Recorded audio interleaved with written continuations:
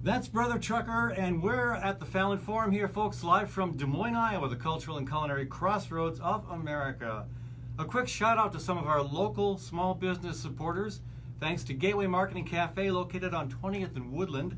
That's in Sherman Hill. That's my grocery store and a great place for breakfast, lunch, and supper. Thanks also to Story County Veterinary Clinic, where Dr. Kim Holding has been treating all creatures great and small for over 30 years. That's Story County Veterinary Clinic. And thanks to Ritual Cafe, located on 13th Street. Fair trade coffee, fair trade tea, and an all-vegetarian menu. Thanks also to Cinco de Mayo Restaurant on Southeast 14th Street in Des Moines. Authentic Mexican food at very affordable prices and really friendly, cool, awesome, nice service. And finally, thanks to Namaste Restaurant at 7500 University Ave in Clive, just across the Windsor Heights line. Great Indian food from both the northern and southern parts of the country. That's Namaste Restaurant. Okay, later in the program, Tulsi Gabbard is going to join us. But we've got a second presidential candidate with us today, and that is former Admiral and U.S. Congressman Joe Sestak. Joe, welcome to the show. Good to be here. Thanks for having me aboard. Great to have you here. You were a congressman from Pennsylvania years back. That's right. A nearly 2-to-1 Republican district. I was the second Democrat since the Civil War. Yeah, wow. That's an effort. Now you also you walked across Pennsylvania when you ran for the U.S. Senate. I did, and I did it for a reason. It was after the Tea Party and after the Great Recession, and I felt people wanted to know if I knew what they had gone through. So, like that great book To Kill a Mockingbird, where Scout, the young daughter of the major character, says, "You can't know a man until you stand in his shoes and walk around with him." And you did. And so I walked 422 miles with a town hall every day, whether it was human trafficking or whether it was small business creation, because I wanted people to know that I understood and would listen to what they were up to. And you didn't win, I assume.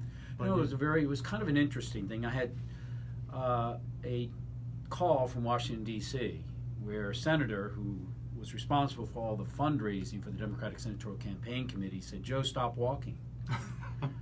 He said, "Just go back and fundraise." I said, "Oh my gosh. People actually want to know if I know them." And I told him how a Republican had opened up the door of his car dealership and called out to me, "Hey, Admiral," because he saw me in my flight jacket and I'd been on TV a lot. Right. "I'm a Republican, but I love what you're doing." And they eventually, as you know, 2016 wasn't a good year because my party, along with others, forgot it was about people, not just fundraising and money. And was that a Democratic primary that you were running in? Or was Yes, it was. And after that call, my party's leadership in Washington, D.C. sought out someone else to run against me, a pharmaceutical lobbyist. Oh, in nice. the year of draining the swamp, We put Mr. a pharmaceutical Trump, lobbyist. right, and though I narrowly lost after my party put more money in against me because they didn't like my independence than they did against Mitch McConnell 2 years earlier. Wow, congratulations. Yep. And over $6 million was spent, and that was for TV ads from the DSCC, but totally over $6 million. Then they lost because they were able to, the Republicans say, in the year of the swamp, how can you have a revolving door type of lobbyist as Now, what year was that? 2016. Okay, so. And so that's when it happened. But look, did I love it? I did. And was I fortunate? Yes, I was. Because after I went home last year, my daughter's brain cancer came back. Yeah. Only 8% of kids have ever survived it. And in fact, that's the reason I got out of the military after 31 years, to be with her when it first came at 4 years old, and she beat that demon. That's good. When it came back a second time, and she got into a safe harbor, that's where I got in this presidential race just last June. Because I honestly believe we need someone who can represent all Americans, even Republicans, and unite this country again. Yeah, and well, that's it certainly is a very divisive environment right now. Huh. One more comment about walking. I don't know if you've heard of Dick Clark. Back in, there's a lot of Dick Clarks out there. Right. Back in '72, an Iowan named Dick Clark walked across Iowa back and forth several times. I knew he had walked across. And he won. And he said he credited his walking across the state for his victory over an incumbent U.S. senator. It's interesting. The Senator Pat Toomey, who beat the Democratic Senatorial Campaign Committee leadership designated nominee, when she was running against him after she lost, Pat Toomey's campaign manager said, they should have gone with Sestak.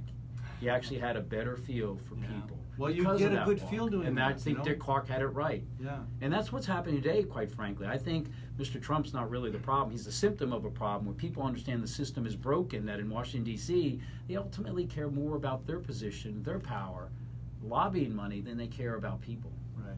Now, you're a self-described moderate. I would say I'm a progressive pragmatic. Okay, So, I thought I heard somewhere that you a described lot of people yourself as a characterize moderate. me for example, if I could, in the military, everybody has health care. Sure. In the military, you can't be promoted above a certain rate or rank unless you have at least an associate's college degree or a master's degree, to many if you're an officer enlisted, and come on in and earn a pension. Everybody in the military is pretty progressive, but it's pragmatic because we make sure that we can pay for it and make it accomplished. So that's kind of where I am. But I make sure that my ideas are one that can be accomplished, because it's not just a Medicare for all, but how do you get there? Because in the military you learn piss poor planning gives piss poor execution. And so sometimes, because I'm saying let's make sure our government can execute it well, people might say he has a moderate way to get there, a cautious way to get there, and I think that's wise. Okay. So, I mean, we have quite a spectrum of candidates running. Yes. And people have different ways of categorizing where they are, with Bernie Sanders and Elizabeth Warren on one side, and Joe Biden, Steve Bullock on another, I suppose. And where do you fit in that paradigm, or is that just an artificial construction that really matters I not? think it might matter to some people. I just tell everybody I'm an American. I happen to be an independent in the military who became a Democrat, and I still describe myself that way. Let me give you an example of what I mean. There has been candidates that have said, let's forgive all college loans. So I pause and say, okay, I understand this is a burden. 2% of those who graduated in 2005 have a debt, student debt of greater than $50,000. So it's 2% that have that massive amount. So how can we better do this than just saying the blue-collar worker, if you forgive it, has to pay for it in the taxes that have to pay for the debt? So I say there's a repay program in our government. We're not using it where we should make it mandatory that everybody's in it and they don't have to pay any more than 10% of their income. So if they have no income, they don't pay anything, or I'd lower that to 5%. And if you're well heeled, you pay it all. So, and after, I believe after 20 years, the lower income should be, it's over. So there's a way to address these things sensibly. I still accomplish the same goal, but in a way I think that is fair. Same thing on free tuition? Yeah, I honestly do believe Means that. tested? So exactly. So let me give you an example. Okay. Yes, exactly. So let's take Harvard University. 60% of people 2 years ago came from private schools. They say they have diversity, but it depends on how you look at it. 60% of the incoming class at Harvard. Right. Okay. 60% of the incoming freshman class about 2 years ago all came from private schools. So even in education, there's inequity, and that's why there should be. I mean, shouldn't they be paying for something where those that grow up in, let's say, a place in Philadelphia where several of the smaller districts, the poor income, the infant mortality rate, the children mortality rate is higher than it is in Syria. Wow. I mean, where's the equity for that? So I do believe it should be means testing. I want to talk a bit more about foreign policy, but first, because I'm going to talk about climate change, which is both domestic and foreign. It's a It's national global security policy. issue. Right. Yeah, what's your take on the climate crisis? How do you propose to address that? Well, I honestly do believe that people have to recognize that 85% of the damage that is going to come from greenhouse emissions comes from abroad. Now, we have to take care of our own 15% here to show the leadership, to show that we can have the commitment, and to show that we can bring to the world the technology that's needed to convene the whole world in order to bring to zero by 2050 the global greenhouse emissions. But if we don't start here at home, then we can't do it abroad. And do we have to do it abroad? You bet. You think Saudi Arabia, who's in the news today, they will, about oil, they will actually be using as much energy to power its air conditioning in 10 years as it exports in oil today. So we need to restore U.S. leadership, demonstrating we have a commitment here, and reconvene the Paris Accord and make everyone meet their commitment. And the big deal in Iowa has been the Dakota Access Pipeline, which unfortunately was built over the objection of farmers and landowners and native communities and environmentalists, and a lot of folks who just saw it as damaging both from a climate point of view and a water quality point of view, and in terms of the abuse of eminent domain. Now the company wants to come back and double the flow of oil through the pipeline. Is that something you're willing to take a stand on? Well, I already have, Bill. As you know, we've just talked about this, as well as the Keystone Pipeline. And the reason is, look, I stood for a moratorium on fracking, for example, in Pennsylvania, because by law, you're not allowed to go in and inspect what kind of damage is being done as they do these small explosions underground. And as a consequence in Pennsylvania, we've had water be spoiled by the damage they're doing. In the military, you learn expect what you inspect. Mm-hmm. And so what the challenge is with the Dakota, the others, is that two. One is that as it crosses rivers, as you know, and all, that you can have these oil spills where it's going to go from high 500,000 barrels per minute all the way to 1.2 per day, excuse me, to 1.2 million barrels per day. And so what does that mean on the pressure that's going through the pipeline? The second is just climate change itself. Mm-hmm. We need to end these fossil fuel subsidies. We need to move off of fossil fuel. That's why I proposed a carbon fee dividend, which by 2050, if we start with it at $15 a ton, moving up $10 each year, it can eliminate, by some estimates, 98% of all CO2 emissions. This is important because it uses a market mechanism, much like we use for acid rain to get rid of acid rain. It's a different type of market mechanism to where, okay, you put this $15 fee on polluters, they may raise the prices, but the citizen gets it back, that $15 in a dividend right to them, so they don't really pay in the end. But are we to the point where that kind of almost free market approach is almost impossible to, it's never going to produce enough response to address the problem given how extreme the situation is? Oh, it's only one of many responses, but it is the one that's going to take care of a major portion of it, like it proved itself using the market mechanism in acid rain. Do you have to do other things like stopping all drilling offshore and in the Arctic refuge? Absolutely. That's why I was for a proposal for moratorium in Pennsylvania as I ran for my Senate race.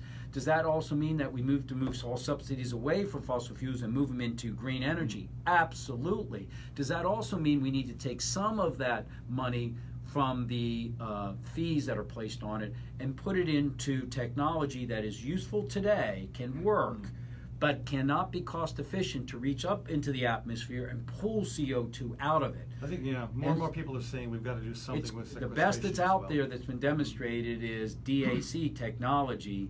It's trillions and trillions of dollars till we do what we did with, literally, in many technologies, make them cost efficient. And so those types of things, yes, there's many, many, many ways we've got to do this. I only mentioned the carbon fee one because it does have some bipartisan support, as you know. Yeah. We're going to have to make sure all of this stuff gets through. But that one I think will have people jumping on board a little easier. So to the issue of pipelines, I know there was one proposed for your congressional district, I think Sunoco and Energy Transfer Partners, and a lot of concern was that it was going through neighborhoods, urbanized areas, near schools and other places where they were particularly sensitive in case there was an accident or even the construction element.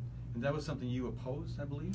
Well, as you can see, it's still on my website. When you asked us for the Dakota to do to talk about it, I also put that in there at the time.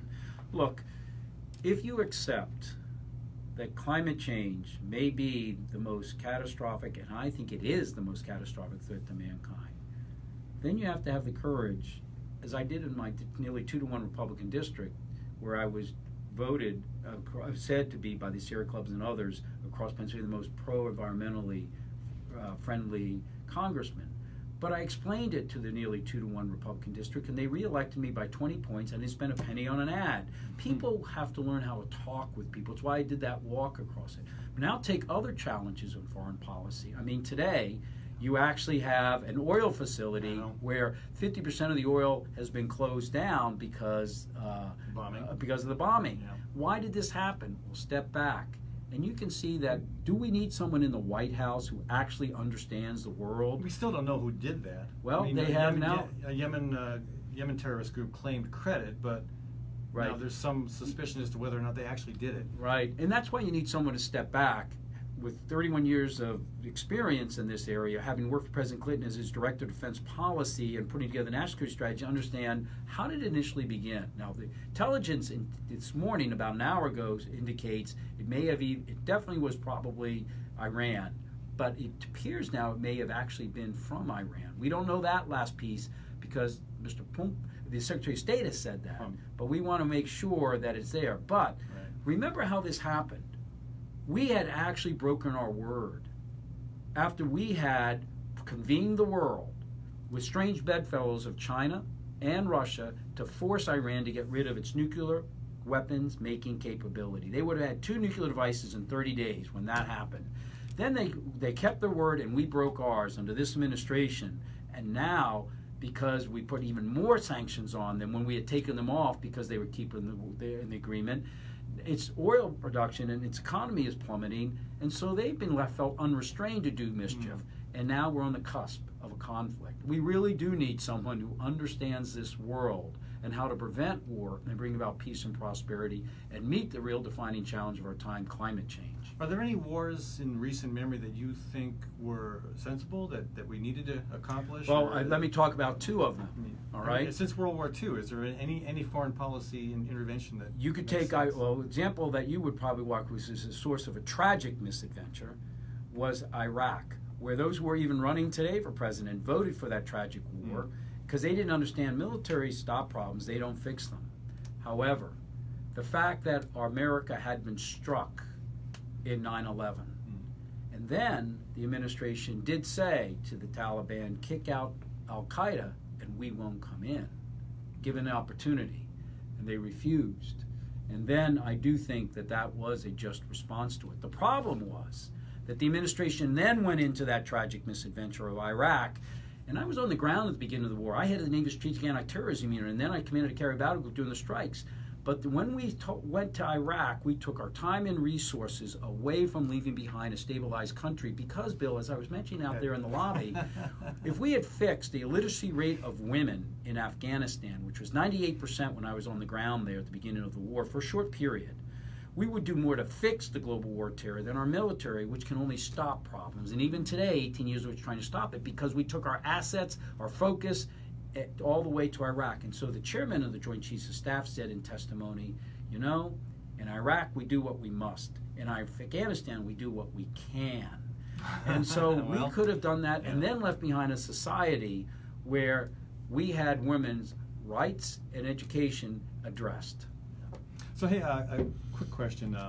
You've been traveling a lot. You got on the race very late, and there are some folks saying, "Whoa, why now?" Not any later than Bill Clinton when he got in. He actually got in the same month I got in years ago. So the common establishment wisdom is those are different times. Yeah. Wow. now John Delaney runs for president 3 years ahead of the caucus. I guess like Jimmy Carter did. Well, and John Delaney, that's not going particularly well too. He's not. We're actually 9th right now in the polls in Iowa. Are you? Ahead of John Delaney and others. Yeah, we're in the middle of the pack after only about, I think it's been 9 weeks, so and you're we just started. Extensively here. Everywhere. You're not walking everywhere, but you're still here. We leave here after this. We go to 2 events that will get us in the worlds where people don't tend to go. Yeah. And I'll be back about midnight tonight, back in Des Moines at the Econo Lodge. So what are your 1 or 2 most interesting stories about your time in Iowa? I love the parades. Parades. Because as I called somebody once and asked, could we be in the parade there? And how many people? They said, well, we haven't had a parade for about 4 weeks. So I think there's going to be a lot more people. And they love parades, and I love parades because it's the best door-to-door you can do. My volunteers go ahead of me passing out brochures. And as I come up, there's a picture of me briefing President Clinton in the White House in uniform because I was his direct defense policy. People don't say brochures, I want candy. And, well, not in this case. They're reading it, and I'm right behind them because they got something all of a sudden to look at. Right. And I run over and said, that's me, a retired Navy admiral. Take me home tonight and read about me. And 1 out of 4 people, and here's the answer to your question, say to me, thank you for your service.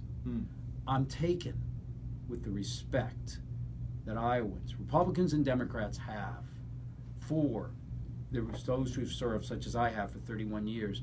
But it also compels me to even work harder because it says to me, yes, this nation needs someone who can unite the country again. Or we're not even going to be able to pass climate change policy.